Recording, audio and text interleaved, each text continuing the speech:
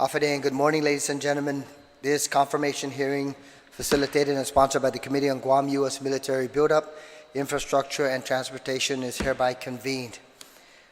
In accordance with the open government law, the initial notification to the public, as well as to the stakeholders, was disseminated on Friday, October 12, 2018, with the second notice being sent out on October 17, 2018. On the agenda are three items: the appointment of Mr. Brent Weiss, architect member to the Guam Building Code Council for a length of 5 years; the appointment of William G. Miller, registered professional engineer, member, Guam Building Code Council for a length of 5 years; and the appointment of Robin Mae Valdez, general public member, Guam Building Code Council for a length also of 5 years. We do have the three individuals who will be undergoing the confirmation hearing. So if I can invite all three of you, please, to join us in the panel.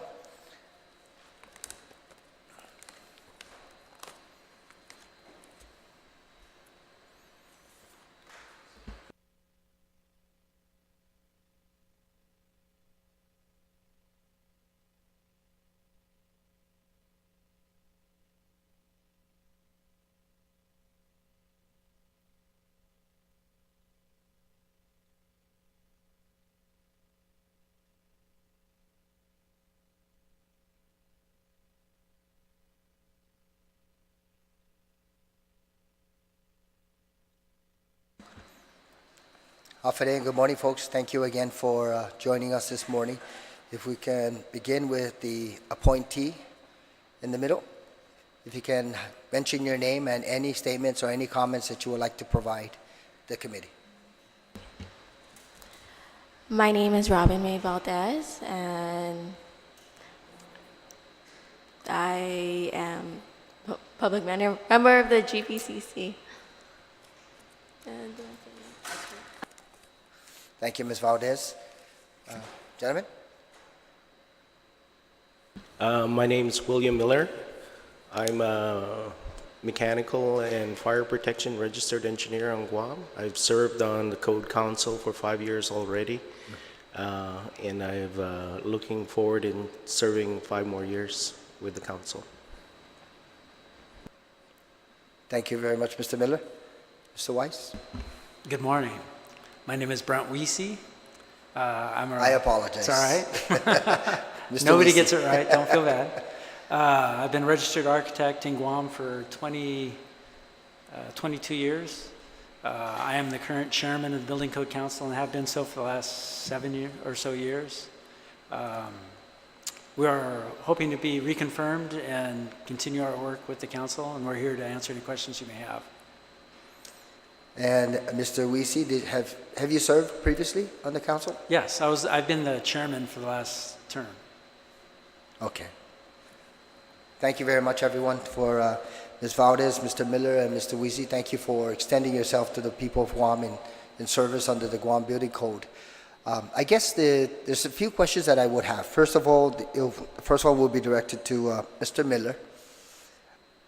Several months back, there was a forum that was conducted, and one of the concerns that they had was that the island community was going to be losing 6 engineers because by virtue of retiring, they were going to transition with their lives. Do we have sufficient engineers out there in the community at this point in time, understanding that UOG just started their program? This problem is being owner of my own company. It's something we experience a lot in terms of the qualified engineers that are available on the island, and it's going to be a challenge.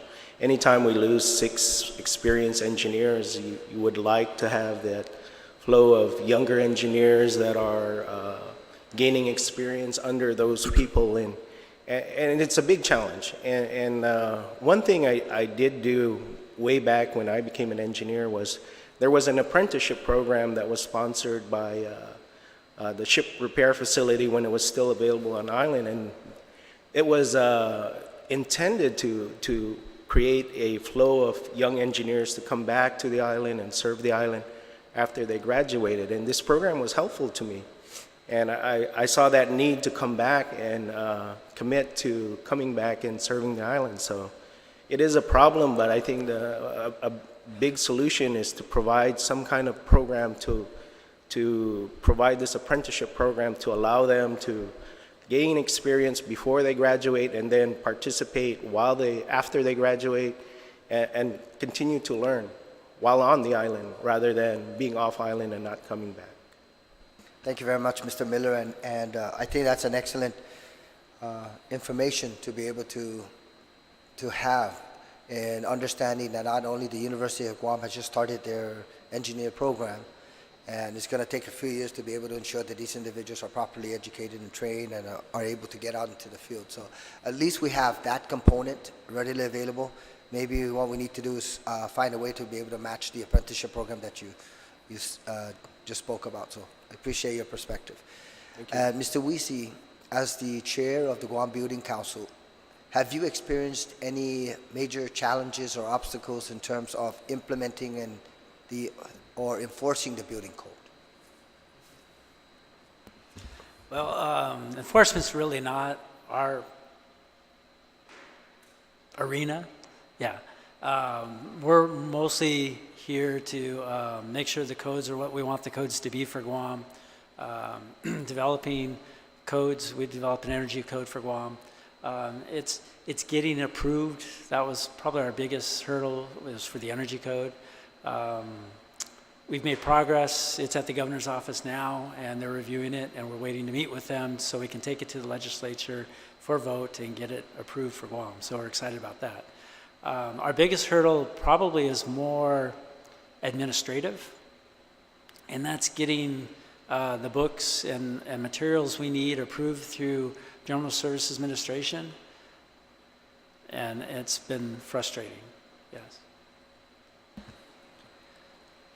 And then the final thing is having, there's a lot of agencies in Guam. They tend to always work autonomously, not really working together. And our charter is to develop the codes for Guam.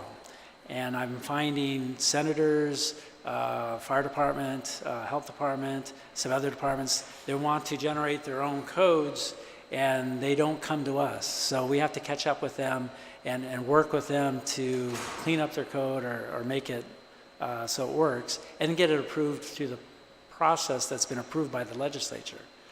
This has been pretty good with most of the legislators that I've worked with. I've had one come with me with this idea of a code and had the bill all written. He actually introduced it, and I sat down with him and I said, the problem with your bill is you can't, it won't work. And so I sit down with him and I show him what the problems are, and he's like, oh my gosh, I had no idea.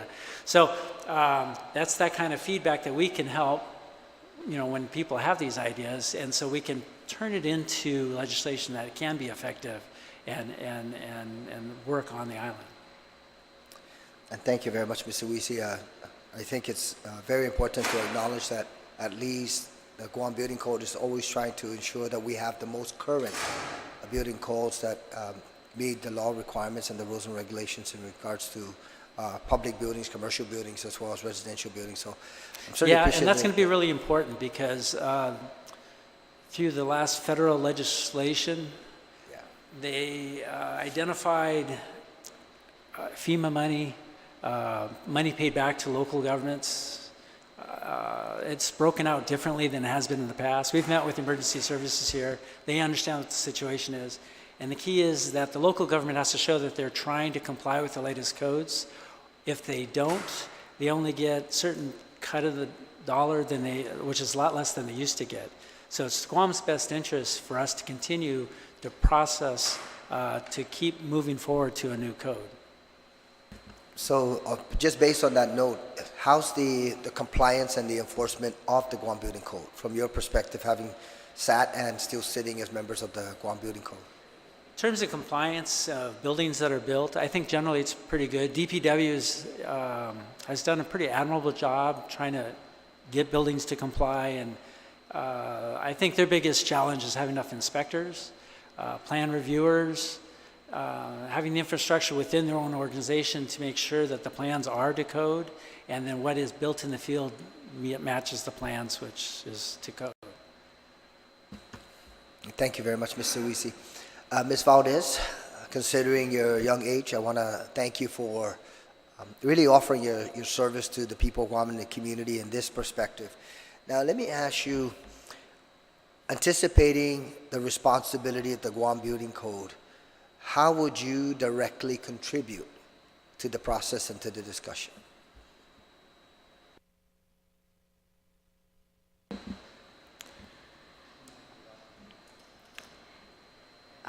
In regards to helping out with the processes, and well, I'm still kind of new, so I'm willing to put in or attend any meetings or anything regarding that. And I haven't been really familiar with the whole process or the whole procedures, but I'm willing to learn for that. Thank you, Ms. Valdez, and I certainly look forward to your service on the Guam Building Code. You know, it's an entity that is perhaps not mentioned as regularly as other organizations or other government of Guam agencies, but it serves a very critical role in ensuring that our building codes are consistent with not only federal regs, but also local laws, and that they serve to protect to the greatest extent possible against natural disasters, whether there be earthquakes or storms. So it's a big responsibility, and I thank you for extending yourself and wanting to learn something different and make a contribution from your perspective. So any final comments from the three of you?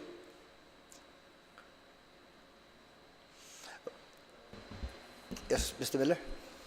No, I don't have any comments. I just appreciate the opportunity to serve again and continue our work. Brent and I, as he said, we have been trying to be proactive with the codes and making them compliant or tailoring it to the Guam and its environments. And it's been a challenge, but we continue to try and do that, and we look forward to continuing that work. Thank you very much, Mr. Miller. Yes, Mr. Wiese. I'm excited that with all the nominees, we'll actually have a full house. This is remarkable because there's a certain lack of architects and engineers on island willing to put in the time and make the effort. And here we have from the public who really aren't code savvy, and that's okay. That's not their role. They're there as a public member to give their point of view, and we're excited about that. So we appreciate their time. We're looking forward to this next year because we are looking forward to or pushing to go into the next round of building codes, and it's going to be a process. It's going to take a lot of work, and we've worked together for a long time, so we have a great working relationship. I have the highest respect for everybody on the council right now, and I'm looking forward to these new members joining us.